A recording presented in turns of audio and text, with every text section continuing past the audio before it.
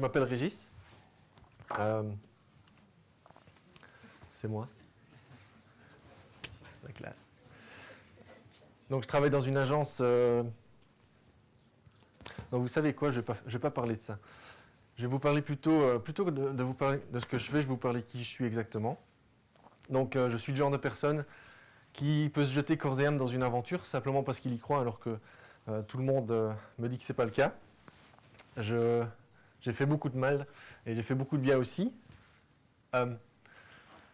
Cette main-là est capable d'écrire des choses qui peuvent convaincre une personne qu'elle est le centre de l'univers. Qu'est-ce que je peux dire d'autre sur moi? J'ai fait des choses super bien, j'ai changé le monde à mon échelle, mais j'ai changé le monde quand même. J'ai souffert, j'ai joui, plein de choses. Rien que je regrette. À vrai dire, si je suis comme ça aujourd'hui, si je suis devant vous aujourd'hui, c'est grâce à toutes ces choses, donc j'en suis vraiment très fier. Ça, c'est moi encore torse nu, c'est juste pour vous dire qu'à partir de 8 ans, j'ai eu mon premier t-shirt. Et ça, c'est moi il y a quelques mois, parce que je me suis demandé qu'est-ce que j'allais vraiment vous dire pendant ces 50 minutes-là, et j'ai commencé vraiment à flipper.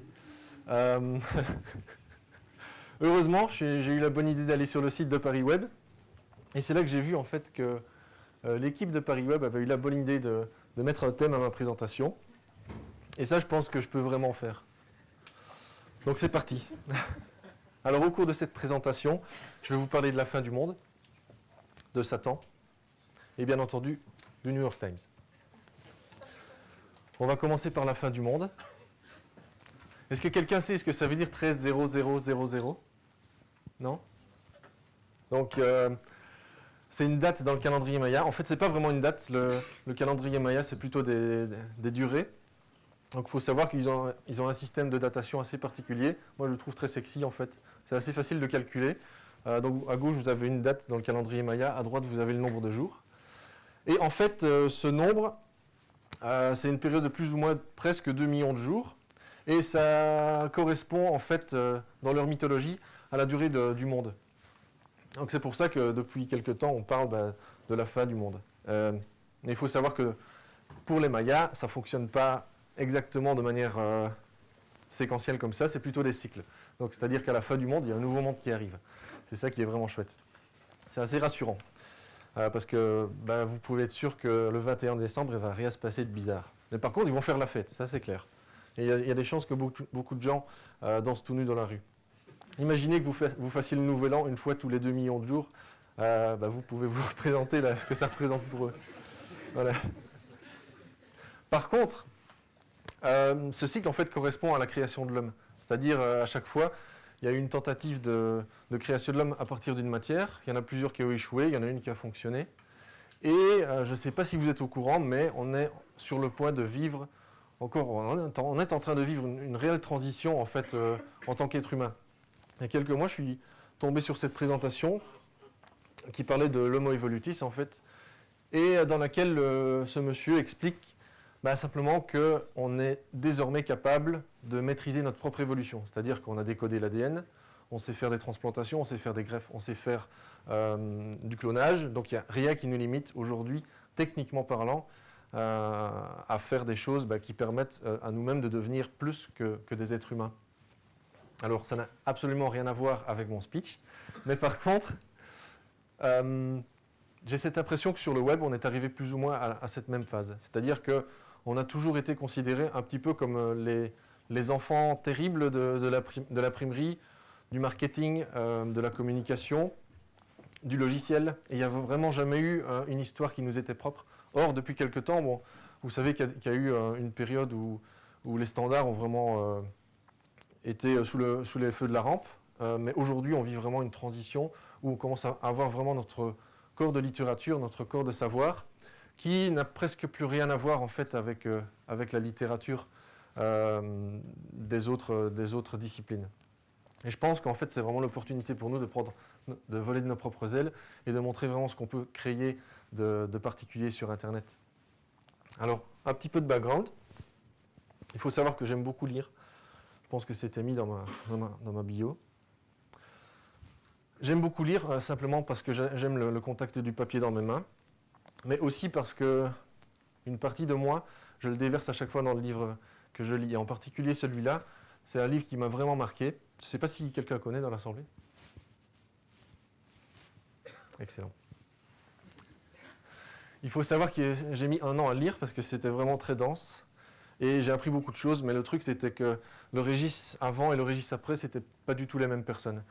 Je peux même dire que je voyais la vie d'une manière différente, que ça a complètement changé ma vision des choses et la vision dont que je me faisais de ma propre vie.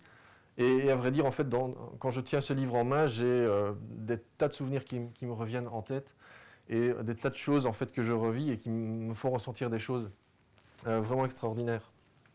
Oui, un livre peut faire sentir des choses extraordinaires. Et en fait, il y a quelques temps, il y a eu cet article qui est paru sur le magazine A List Apart, qui parlait plus ou moins la même chose de notre capacité à pouvoir décharger des émotions et des souvenirs dans les objets. Je pense que c'est quelque chose qu'on fait sans cesse, sans quoi on serait en fait incapable de vraiment se concentrer sur des tâches. C'est-à-dire, par exemple, vous avez des photos de vacances. Ces photos de vacances-là, elles vous servent 10 ans plus tard à retrouver les sensations que vous aviez lorsque vous étiez en vacances. Mais entre-temps, vous avez complètement oublié que ces sensations existaient. C'est la même chose avec plein d'objets. Mais j'ai aussi l'impression qu'on n'a pas, on ne se focalise pas uniquement sur des objets. Il arrive souvent, je pense que tout le monde a fait cette expérience, de regarder des gens dans la rue, heureux, de voir des amoureux s'embrasser, ou des gens se tenir la main, et de se dire, enfin, à ce moment-là, de sentir quelque chose de plus que « Ah oui, ça me fait plaisir de voir ces gens-là », mais d'avoir vraiment une réaction chimique qui se passe en soi, où on se sent un peu plus léger, on a l'impression que la journée va être extraordinaire, on sent pousser des ailes en fait. Et ma thèse aujourd'hui, c'est de vous montrer qu'il est capable de faire exactement la même chose avec des sites internet. C'est-à-dire que je pense qu'on peut faire ressentir des choses, qu'on peut créer des liens émotionnels vraiment avec une page web. À vrai dire, il y a un fondement scientifique à ça, c'est ce qu'on appelle la contagion émotionnelle. Donc quand on voit des gens, par exemple, on déverse sur eux des sensations que nous-mêmes on a ressenties auparavant, mais qu'on revit à travers leur propre expérience. Et c'est pareil sur une page web, à vrai dire, la façon dont on communique, la façon dont on véhicule l'information, elle peut créer chez nous, déclencher des mécanismes qui nous rappellent, qui nous évoquent en fait des sensations. Alors, je ne dis pas qu'on est capable de faire l'ingénierie des sentiments. À vrai dire, je pense que c'est plutôt un mécanisme qui naît de tellement de paramètres qu'on ne peut pas vraiment le prédire. Et j'aime bien penser aussi que c'est quelque chose d'organique. C'est-à-dire, quand on conçoit un site, j'aime bien que ce soit une espèce d'échange avec l'internaute, c'est-à-dire on lance quelque chose en ligne, on voit un petit peu comment ça marche, et on adapte au fur et à mesure en fonction des réactions. On mesure, on adapte, on mesure, on adapte. Est-ce que c'est important aujourd'hui? Je pense, en effet. À vrai dire, la présence en ligne de certains sites est tellement bonne au niveau technologie et au niveau design qu'aujourd'hui les gens se sont plus ou moins habitués en fait, à un niveau de qualité qui oblige en fait, tout le monde à s'aligner là-dessus. Et petit à petit, on remarque de moins en moins, ou en tout cas on fait de moins en moins attention à ce niveau de qualité. Je crois qu'on a besoin en fait, d'aller un petit peu plus loin dans la création des expériences. Et en l'occurrence, moi je pense qu'une des choses à laquelle on peut s'intéresser, c'est vraiment de toucher les gens au plus profond d'eux-mêmes, d'essayer de créer chez eux quelque chose de mémorable qui va les faire réagir, qui va vraiment les intéresser. Être honnête, avoir de l'humilité, se présenter en tant qu'être humain, essayer de partager avec eux des expériences, montrer nos faiblesses, montrer nos forces. Je crois que c'est quelque chose qu'on peut vraiment explorer pour créer des expériences qui ont vraiment du sens. Donc là, je vais vous passer en revue plusieurs expériences que j'ai vécues moi-même. Donc, je vous présente Christine. Elle est belle, hein? C'est la femme de mon collègue Christophe.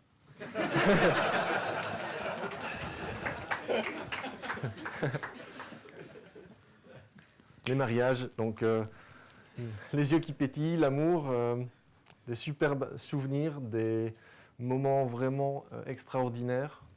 Et on peut regarder ça sans cesse, on retrouve encore ces sensations. Et je ne sais pas si vous connaissez ce site. Ça a été créé par un designer assez célèbre, en fait, qui a créé le site de Nike, vous savez, qui scrollait de façon tout à fait bizarre.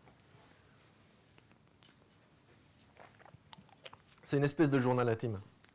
C'est une espèce de journal intime. Et pourquoi je vous parle de ça?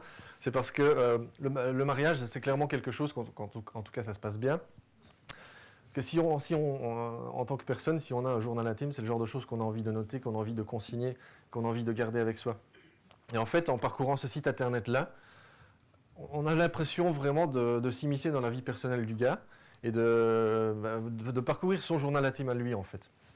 D'ailleurs, il est vraiment couillu de publier ça en ligne parce que je trouve que c'est tout à fait personnel et c'est une grande preuve d'ouverture de mettre ça à la vue de tous.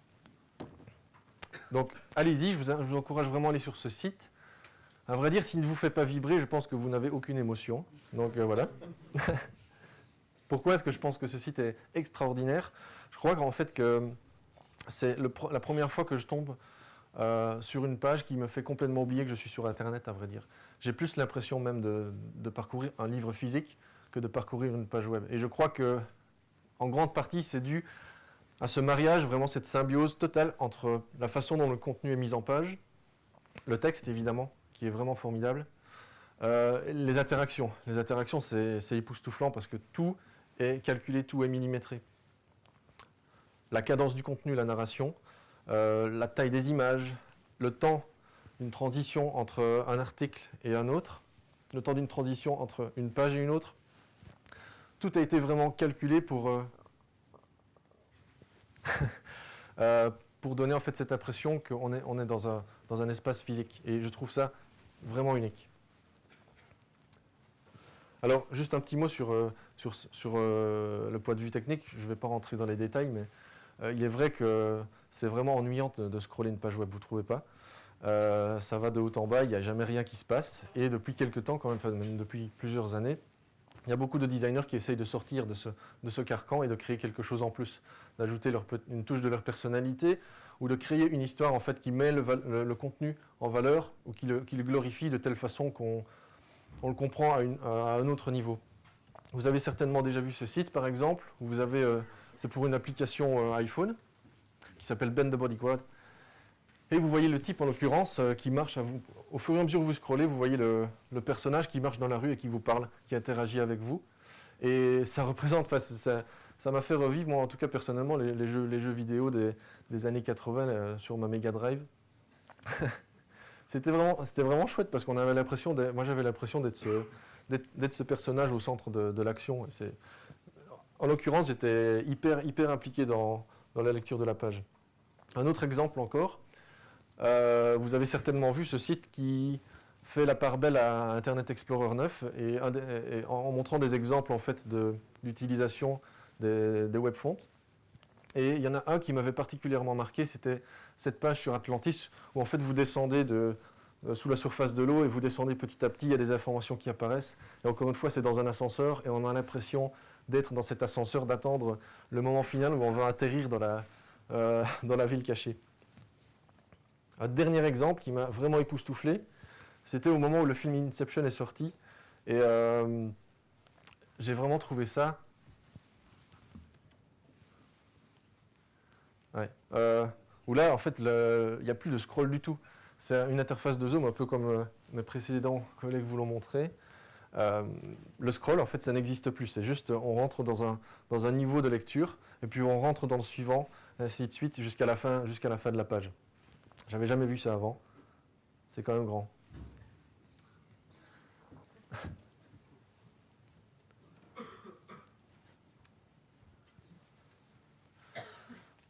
Bon, les sentiments sur Internet, c'est pas nouveau du tout. En fait, je pense même que le plus répandu et le plus ancien, c'est la haine. Vous avez tous été impliqués dans une conversation mondaine tout à fait de bonne aloi avec d'autres personnes, quand soudain, il y a un type qui arrive dans l'audience et il suffit qu'il trouve les bons mots pour que tout bascule. Et là, à vrai dire, c'est à ce moment-là que tout le monde en fait, montre son côté, le pire côté de sa personnalité et ça part vraiment en couille. Ce genre de comportement-là, en fait, il faut savoir d'ailleurs qu'il existe une vraie académie pour apprendre à troller physique, hein, c'est pas seulement en ligne. C'est une faculté aux États-Unis, dans une université de Swansea, je pense.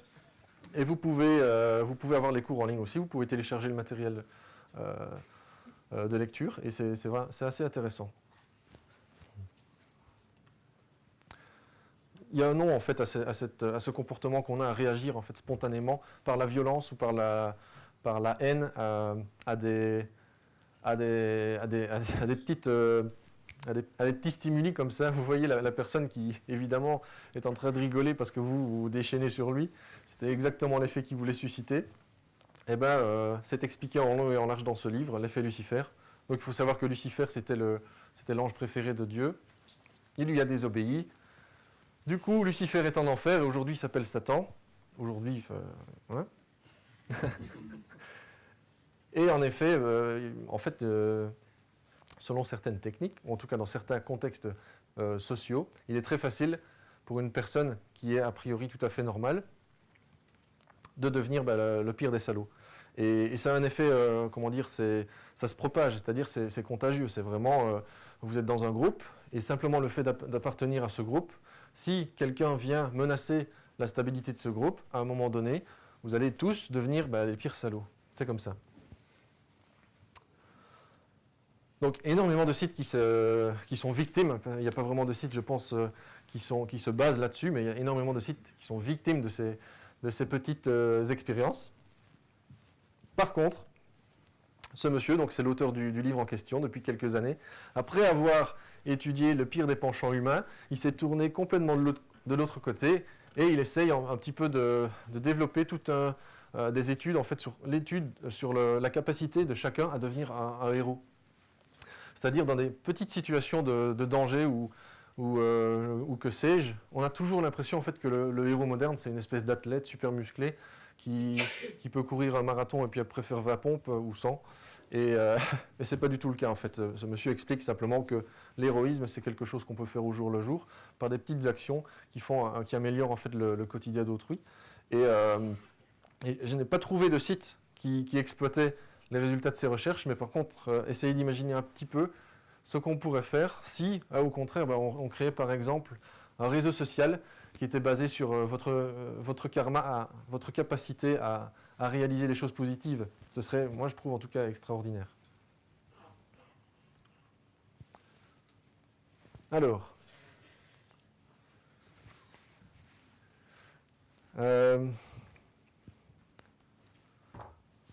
le jour où ça s'est produit, j'étais tétanisé, mais complètement tétanisé, incapable de faire quoi que ce soit.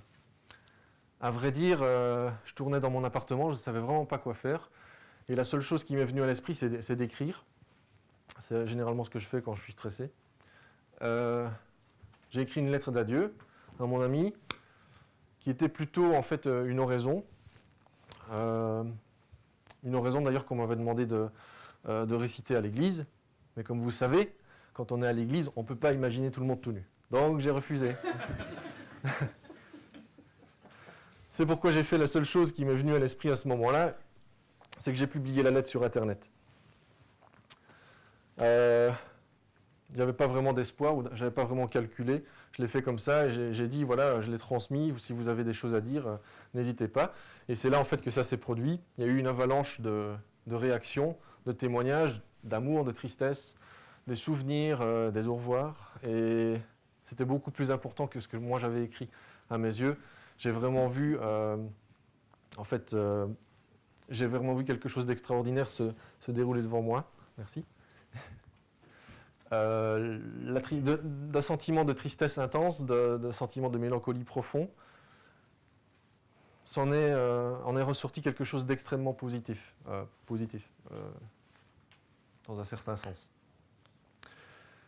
Évidemment, ça arrive tous les jours sur Internet, des choses comme ça, il n'y a rien d'exceptionnel, il y a juste 400 commentaires, c'est pas grand-chose, mais par contre, je pense qu'il faut le vivre pour réaliser ce que ça représente en tant qu'être humain.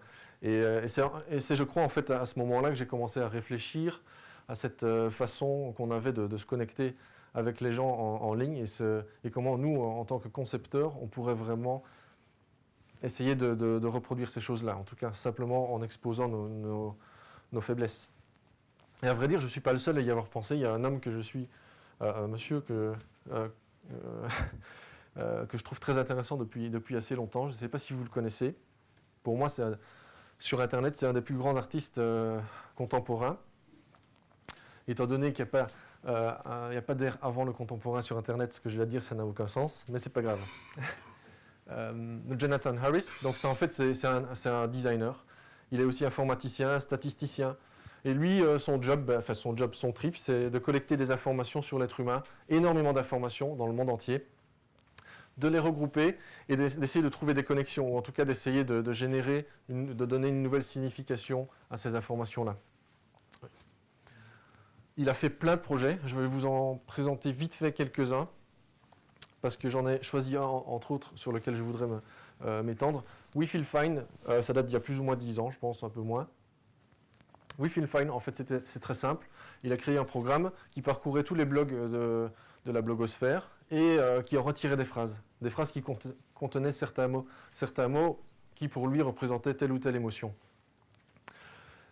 En retirant ces phrases, et éventuellement parfois une photo qui était associée à l'article, il les a condensées dans une base de données. Ensuite, il les présente dans une interface totalement inouïe, où vous pouvez, vous, en tant que visiteur, voir ces phrases sorties complètement de leur contexte et leur donner une nouvelle signification.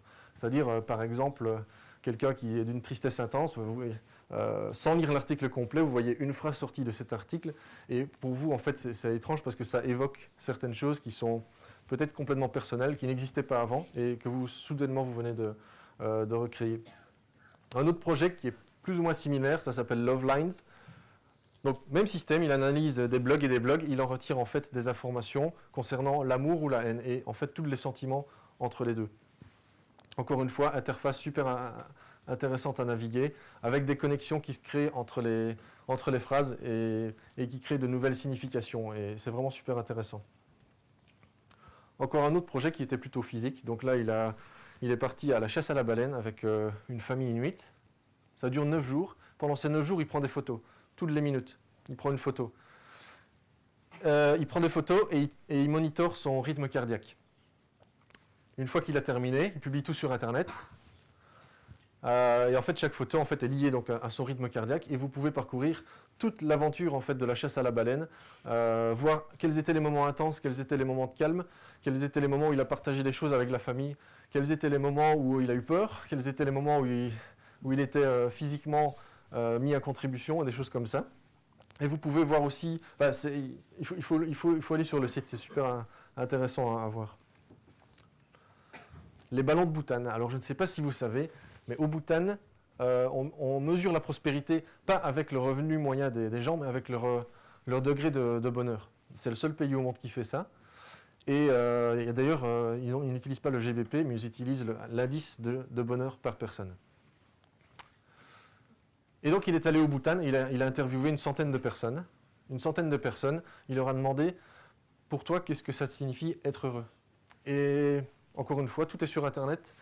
Vous avez des extraits de confessions qui sont vraiment intenses, qui vous mettent parfois la larme à l'œil, qui vous font rire. Toutes les émotions que vous ressentez, vous partagez vraiment avec des gens. C'est vraiment extraordinaire à vivre. Donc le site qui moi m'intéresse en l'occurrence, c'est un réseau social qui s'appelle Cobird.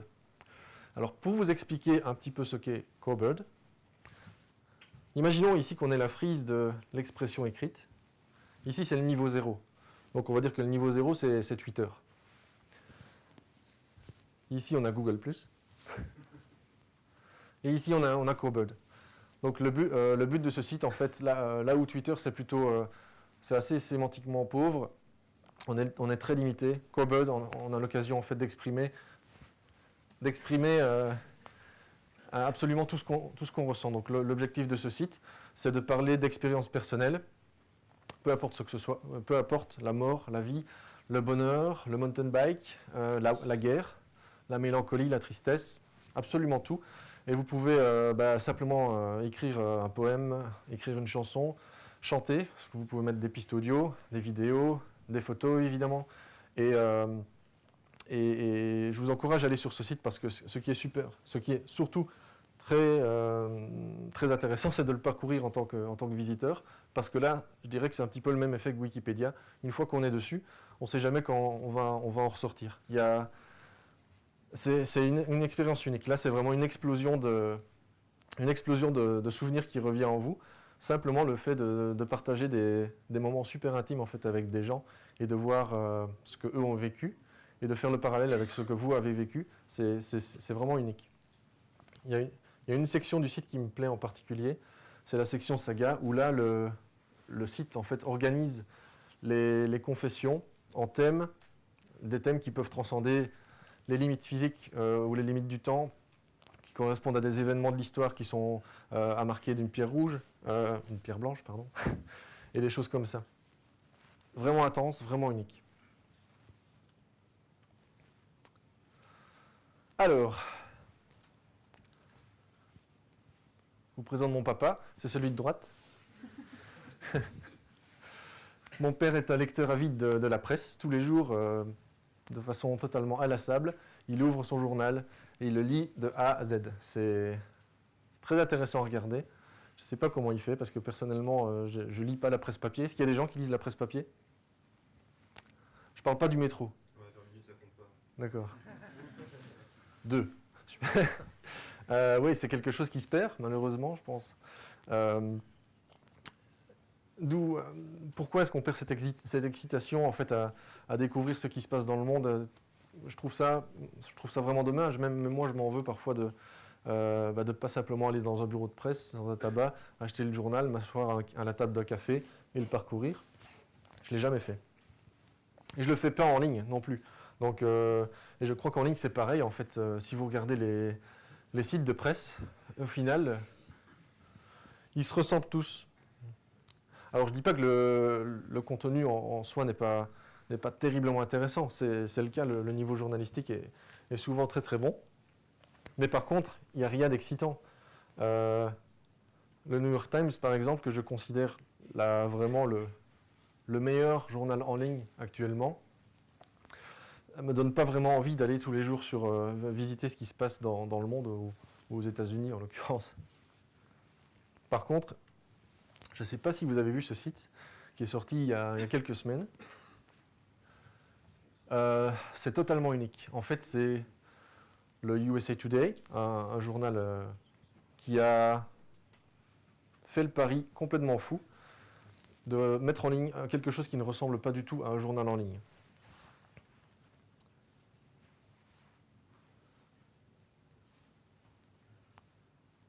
J'ai un trou noir. Ça va revenir. C'était prévu de toute façon. Je dois le voir.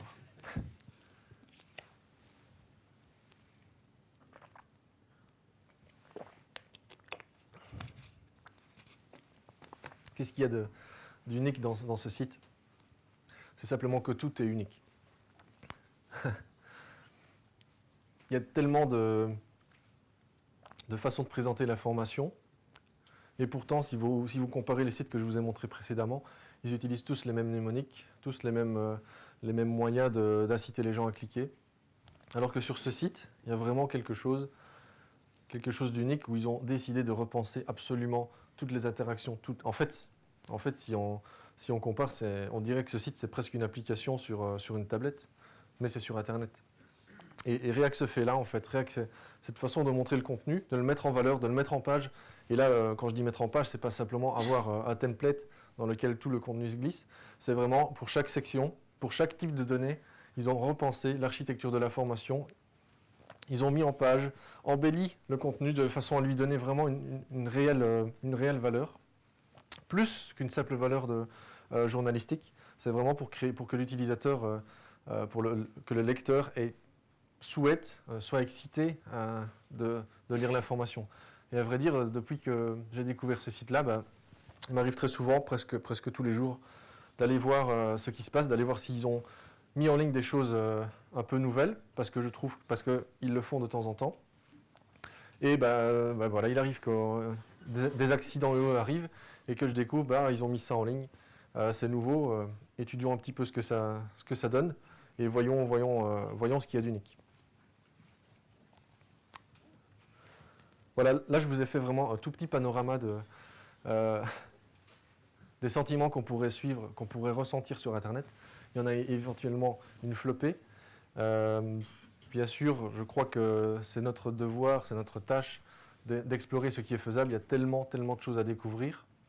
Moi, en tant que concepteur, je suis super excité à chaque fois qu'on me donne l'opportunité de recréer quelque chose de zéro, parce que là, c'est vraiment l'occasion d'essayer de se dire, OK, on fait table rase, on efface tout, on recommence, et on voit qu'est-ce qu'on peut faire d'unique. Vous pouvez vous rhabiller. Merci.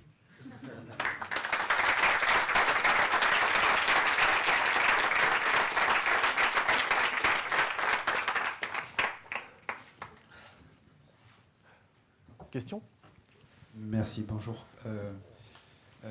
Moi, c'est une question, mais c'est peut-être aussi plutôt une préoccupation, parce que faire éprouver des sentiments, etc., il y a des gens qui savent très bien faire ça, les artistes savent très bien le faire, mais il y en a aussi beaucoup, je vois au moins 2 catégories de gens qui jouent avec les sentiments des gens, mais pas pour des fins, pas afin de leur faire plaisir ou quoi, c'est les politiciens et les publicitaires. Et je suis un peu préoccupé parce que si on arrive vraiment à transmettre des sentiments, la peur, la haine, etc., au travers de ces médias-là, moi j'ai peur de la manipulation qui en découle. Qu'est-ce que tu penses de ça ? Est-ce que tu penses que ça serait une bonne chose, vraiment d'aller dans le tout sentiment, ou une mauvaise chose, où serait la limite, quoi ? À vrai dire, le sujet n'est pas nouveau. Chaque fois qu'il y a une découverte, il y a toujours le potentiel de l'utiliser d'une façon nuisible à autrui. Vous savez, par exemple, je ne sais pas si ça vous intéresse, mais le neuromarketing, la technique consiste à explorer, en tout cas à étudier le comportement du cerveau quand les gens regardent une publicité, par exemple. C'est pareil, ça peut basculer dans les deux sens. Soit on l'utilise à bon escient, on essaie d'améliorer simplement son message de façon à ce que ça ait de l'impact, soit on essaye de manipuler les gens et simplement de leur mentir et de les inciter à faire des choses qui ne sont pas bonnes pour elles, comme acheter des produits. Et c'est pareil ici, évidemment. Il y aura toujours des gens qui vont abuser des bonnes choses. Espérons simplement qu'il y aura plus de gens qui voudront le faire d'une manière humaniste. Voilà, je ne sais pas si ça répond. Pour rebondir sur la réaction, en fait, il y a une grosse mode depuis quelques années qui est le fait de transformer des données en infographie. Et c'est vrai qu'on remarque, alors ça donne des très jolis posters, en général qui sont faits avec une poignée de chiffres sur un sujet. Et en fait, si on s'amuse vraiment à regarder le poster, on se rend compte que la valeur esthétisante vise à proposer une émotion chez l'utilisateur, mais en fait, il n'y a aucune information, aucun discours critique, en fait, si ce n'est des données jetées comme ça. Et en fait, c'est souvent le problème. Et d'ailleurs, je regardais le site USA Today et je me disais, en fait, c'est super joli, c'est très moderne, ça fait penser un peu à Windows 8, un peu à tout ce qui se fait en ce moment. Et en même temps, j'étais étonné du peu de texte qu'il y avait. Que pour arriver au texte, faut gratter des couches d'images, d'infographie et tout. Et en fait, je me demande si l'information est vraiment l'action d'informer est vraiment atteinte, en fait. Quand on commence par susciter de l'émotion. C'est une bonne question. C'était pas une question, mais oui. C'est toujours le même problème. Avec un graphique, on peut mentir facilement ou mal interpréter l'information, parce que généralement, il y a beaucoup de personnes qui font des infographiques sans avoir de notion vraiment de statistiques ou d'agrégation de l'information. Comment est-ce qu'on fait pour retirer la valeur d'une somme astronomique de contenu, pour en retirer des choses qui ont un vrai sens, qui sont vraies et qui informent le lecteur. C'est un devoir de le faire. Mais par contre, je ne suis pas forcément d'accord avec la critique sur USA Today. Je crois simplement que dans un site où on a une quantité astronomique de contenu, le problème de la navigation, il est inhérent. Il faut trouver une solution. C'est parce que dans la vidéo, j'ai un petit peu fait n'importe quoi. Je n'ai pas vraiment montré des articles. C'est simplement, j'ai beaucoup montré la navigation. Mais au contraire, il y a un aspect ludique en fait à retrouver des articles, à parcourir. Encore cette sérendipité dont parlait Claudio, avant, elle se retrouve énormément dans ce site-là. En fait, on a l'impression que on lit un article et puis on tombe sur un autre et là on a envie de poursuivre. Ça c'est plutôt la façon dont je le parcours au jour le jour. Là, j'ai juste montré quelques interactions. Donc voilà. Mais le problème en effet des visualisations, c'est clair qu'on peut facilement aussi induire les gens en erreur. Et, et souvent, en fait, c'est une technique assez connue de leur faire comprendre l'opposé de ce que disent les vraies données à la base. C'est pas vraiment une question, c'est juste que ça m'a fait penser, notamment USA Today, à tous les articles présentés suivant un style blogazine. C'est-à-dire il y a beaucoup de graphistes qui se sont amusés sur leur blog à faire un design totalement différent pour chaque article, adapté au contenu, sans le présenter de façon standard, comme un peu le New York Times qui présente tous ses articles de la même façon. Ça se voit beaucoup sur les blogs, les articles sont... Le design est totalement différent pour chaque article et adapté. Absolument. Et en fait, le nirvana du web, pour moi en tout cas, c'est d'atteindre le moment où en fait, le contenu sera indissociable du design. Comme quelqu'un dans l'audience tout à l'heure citait un exemple, un poème d'Apollinaire, on ne peut pas le lire sans le voir. Et je trouve qu'il y a les exemples des blogazines, mais aussi d'autres sites, ils ont trouvé cette façon de marier le contenu avec quelque chose de visuel ou parfois d'interactif qui fait en sorte que on le comprend à un tout autre niveau en fait. C'est pas simplement des mots, des phrases qui s'alignent, c'est vraiment une histoire qui se déroule devant nos yeux. Et quand cette histoire est racontée avec une structure qui a du sens, alors à ce moment-là, il y a vraiment quelque chose qui se passe. Le travail du designer, pour moi, c'est vraiment ça. C'est pas simplement de créer une architecture de site dans laquelle on va pouvoir placer facilement du contenu, c'est aussi d'interpréter l'information.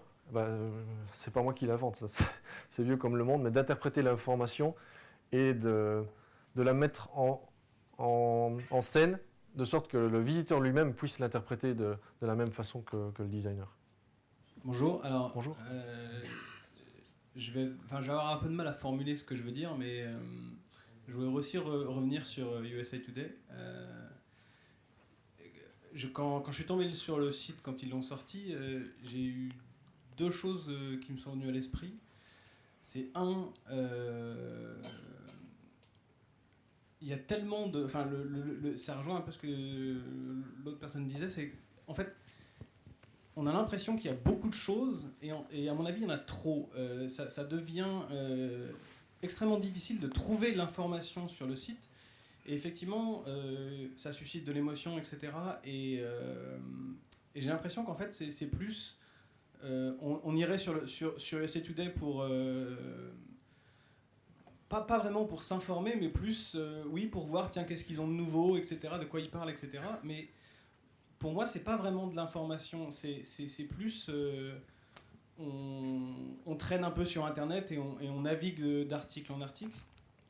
Mais si on veut une vue d'ensemble de ce qui se passe dans le monde, etc., c'est extrêmement difficile, je trouve, sur ce site de l'avoir, parce qu'il faut aller dans chacune des catégories, il faut creuser tous les articles avec effectivement beaucoup de photos, beaucoup d'infographies, etc. Ce qui fait qu'en fait, on passe énormément de temps et on a beaucoup plus de mal à trouver l'information. Et en fait, l'autre réflexion que je me suis fait sur le même thème, c'est... il se trouve que moi aussi je travaille dans un journal, mais en tant que développeur, et du coup je m'intéresse pas mal à ce que les gens disent, etc. sur le site, et notamment il y a eu une réflexion de ma mère qui m'avait dit sur le site sur lequel je travaille, Libération pour pas le citer, que par rapport à tous les autres en fait, il était... La home du site était extrêmement simple, c'est juste un flux tout bête, tout moche. Et ce qui est marrant, c'est que à l'intérieur de Libération, tout le monde le déteste, ce site en fait. Tout le monde voudrait un truc super design dans le genre de USA Today ou autre, qui flash de partout, etc. Et de l'autre côté, je pense qu'il y a un certain nombre de publics qui veulent s'informer et pour lesquels avoir un flux tout bête, hyper neutre, hyper simple, finalement, c'est mieux pour arriver à leur faire véhiculer l'information. Voilà, c'est tout. C'est pas vraiment une question, Non, mais c'est plus... Je suis totalement d'accord, il y a deux approches. Je ne sais pas si... j'ai jamais été voir sur le site Libération, mais vous avez certainement vu, l'agence Mule a récemment mis en ligne un site qui s'appelle la Gazette, peu importe, la Gazette du Soir. Et c'est ça, c'est vraiment une page avec une sélection des meilleurs articles de la journée. Et ça se limite à ça. Paf, on clique sur un lien, on va sur le site en question. Oui, il y a des gens qui sont attirés par ce genre d'expérience. Il y a d'autres qui ont envie d'être entertained. Je ne sais pas comment on dit en français. Divertis. Je suis belge. Oui, tu as raison, absolument. Mais par contre, là où je me pose la question, toi, en tant que développeur, est-ce que tu ne regardes pas les choses d'une manière différente qu'une personne lambda qui, elle, peut-être serait surprise par la présentation et serait justement embarquée dedans. Tu vois, elle serait comme embarquée dans une histoire. Et maintenant, ta maman fait peut-être partie de ces gens qui ont juste besoin de l'information brute et pas de distraction. Tandis que d'autres, à l'opposé, ont peut-être, eux, besoin d'un décorum, en fait, pour lire un article ou simplement pour s'intéresser à la presse. Ils ont besoin de quelque chose d'un peu plus que le contenu pur et dur. Je ne sais pas si ça répond. Merci. Là, on a juste une dernière question. Ouais. Je voulais revenir sur le site du designer dont tu parlais, qui exposait beaucoup sa vie, qui travaillait de façon d'un journal un peu intime. Et j'étais un peu surpris dans le sens où tu dis, je trouve ça étonnant que quelqu'un s'expose autant sur le web, alors que je pense qu'on a tous des gens sur Facebook qui s'exposent autant que ça. Ouais. Et du coup, je me posais la question, est-ce qu'au cours de tes recherches, justement, tu as vu un petit peu une sorte de changement de mentalité sur l'exposition des émotions, être très transparent sur Internet et de un peu, pas s'exhiber, mais montrer un peu plus qu'on ressent ou partager ce genre de sentiments?